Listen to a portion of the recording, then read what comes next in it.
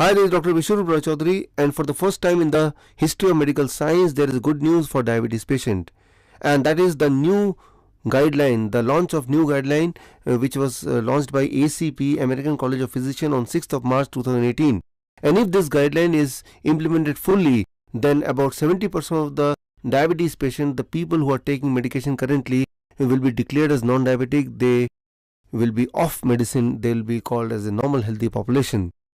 What has been happening till now? Till now, even if the doctors see your blood sugar more than 100, say 101 mg per deciliter, they will insist that you must take medicine to reduce the blood sugar below 100. They will declare you as a pre-diabetic patient or a diabetes patient, and they will create a situation of fear around you, that if your blood sugar goes beyond 100 or 125 or 126, or somebody says 130, then it may lead to heart attack, it may lead to brain stroke, it may lead to kidney failure, blindness, etc., etc. But now the present new guideline is something opposite of that, and if I put this guideline in a simple term, it says that without the medication, even if you are able to maintain your blood sugar less than 250 mg per deciliter, that is wonderful blood sugar, and you need not to worry as a for blood sugar, or and you are not a diabetes patient at all. And this is something which I had been telling to my patient for last several years, and you can read in my books, especially the book Last Days of Diabetes, where I have proven with the help of the present evidence basis that if anyone is able to maintain a blood sugar less than 250 mg per deciliter, or less than 14 millimole, or something like that, 13.9 or 14 millimole, and then it is a wonderful blood sugar. And the second important thing which I have been telling to my patients since last several years, that by taking medication you may lower your blood sugar number, but that lowering blood sugar number do not or may not translate into equivalent good health. What happens when you take medication and lower the blood sugar number? That is something different. It is a different biochemistry then in comparison to when naturally you keep your blood sugar low or normal. And the definition of normal blood sugar, it has also changed after 6th March 2018, and that is something good news, as you can see on the screen, the new guideline. But let me explain this guideline for you in a simple term. Now the guideline is divided in 4 parts. The guideline 1, it says clinician should personalize goals of glycemic control based on the discussion of benefit and harm of pharmacotherapy, general health and life expectancy. What it means? It means that before you are prescribed the medicine, you must be told about the medicine, you must be told about the side effect of the medicine, because it is seen in most of the cases, by taking medication, the blood sugar of the patient definitely it goes down, but at the cost of making the patient even more sick, and reducing the life expectancy and reducing the healthy life time also. So this means, it says that for only very small population of the diabetes patient, the medicine can do any benefit, but for most of the people, by taking medication, they may reduce the blood sugar level, but that may not translate into longer life expectancy or healthier life. So that means less medication, better health. Now coming to guideline number 2, as you can see on the screen, it says aim to achieve HbA1c level between 7 to 8%, bracket 8.4%, because in one of the 5 very important trial, it was 8.4% rather than 8%. But normally when the guidelines are released, it is always released in whole number, so that the people can remember easily. So whole number is 8, but if you want to know in detail, in precision, then it in reality it is 8.4%. So if you are able to maintain a blood sugar level HbA1c between 7% to 8%, or less than 7% without any medication, then it is absolutely healthy. So this is in contrast with what you had been following. Till now, doctors had been advising you that you have to keep your HbA1c less than 5.6%, and that means more medication and more insulin. So what was happening? Because the advice of doctor, the people are trying to keep the blood sugar level, the HbA1c, less than 5.6%, and that means more medication and more side effect, more death. So here the HbA1c is relaxed.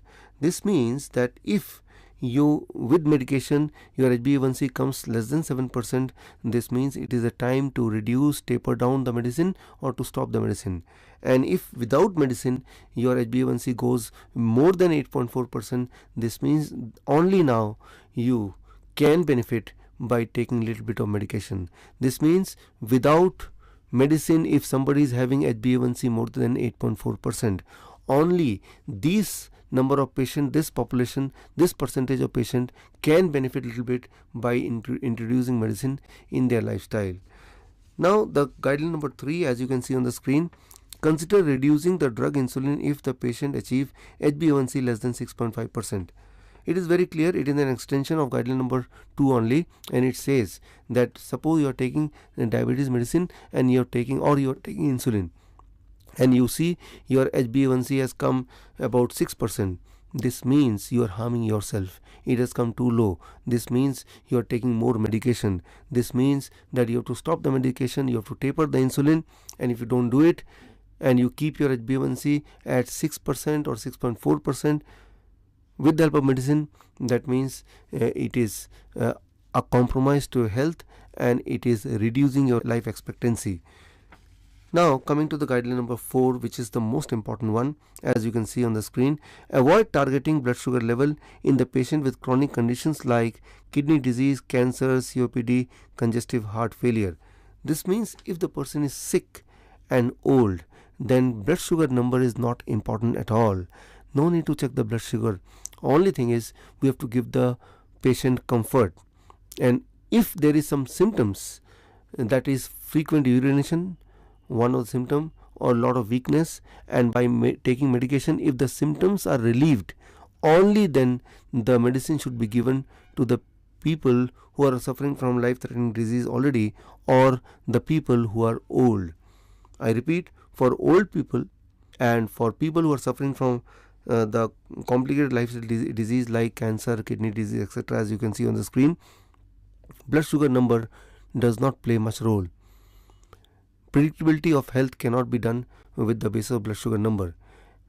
For those patients, the medicine is required only if it can give some symptomatic relief.